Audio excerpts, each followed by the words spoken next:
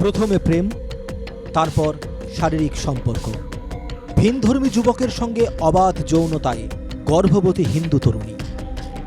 রবিবার ওই তরুণীর গর্ভপাতের জন্য শ্রীভূমি শহরের এক চিকিৎসকের বাড়িতে এসেছিলেন নিলামবাজারের বাহরুল ইসলাম। তারপরের দৃশ্য এটি।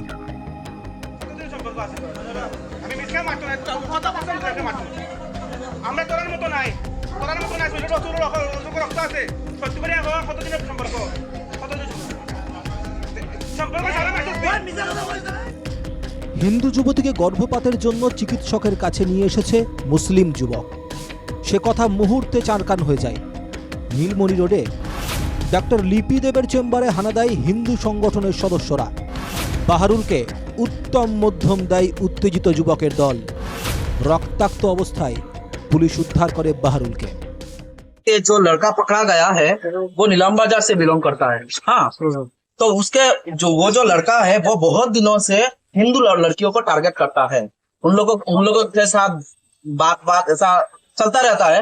तो आज हमको एक मिला है खबर कि वो लड़का एक हिंदू लड़की को प्रेग्नेंट करके अभी वो गायनेकोलॉजिस्ट को दिखाने लेने आया है, मतलब रिपोर्ट लेने आया है।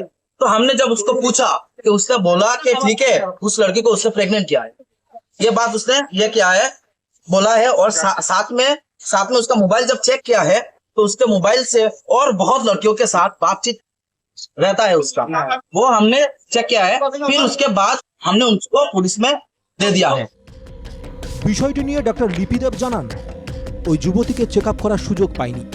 ওকে দেখার আগেই ধুমধুমার পরিস্থিতির সৃষ্টি হয়। এজন পেশেণ্ট ইয়াতে আহিছিলে, বহু পেশেণ্ট আছে ইয়াতে। আজি মোৰ ৰুটিন মতে যি পেশেণ্টবিলাক চাব আহিছে তাৰ ভিতৰতে এই পেশেণ্টটো লৈ কি হৈছে মই জানা নাই, কিন্তু বাহিৰত হুলস্থুল হৈছে জানি মই জিজ্ঞাসাবাদ কৰিছিলোঁ কি হৈছে। তেতিয়া ক'লে বহুত মানুহ ইয়াতে আহি এজন ছোৱালীক ধাৱা কৰিছে। এই ছোৱালীজনী এজন হিন্দু ছোৱালী হয়, তাই আমাক দেখাব আহিছে, কিন্তু মই পেশেণ্টটোক দেখাৰ চান্স পোৱা নাই।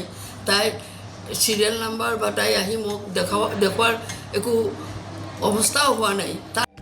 এবার দেখুন এই দৃশ্য। এই সেই সেলিব্রিটি যাকে নিয়ে এত বড় লঙ্কাকাণ্ড। এই যুবতীকে নিয়েই বাহারুল এসেছিল ডাক্তার লিপি দেবের চেম্বারে। এই হিন্দু যুবতী বর্তমানে অন্তঃসত্ত্বা। নিজের কুকর্ম আড়াল করতেই ডাক্তারের শরণাপন্ন হয়েছে সে, কিন্তু শেষ রক্ষা হলো না। ওই যুবতীকে আটক করে থানায় নিয়ে যায় শ্রীভূমি সদর পুলিশ।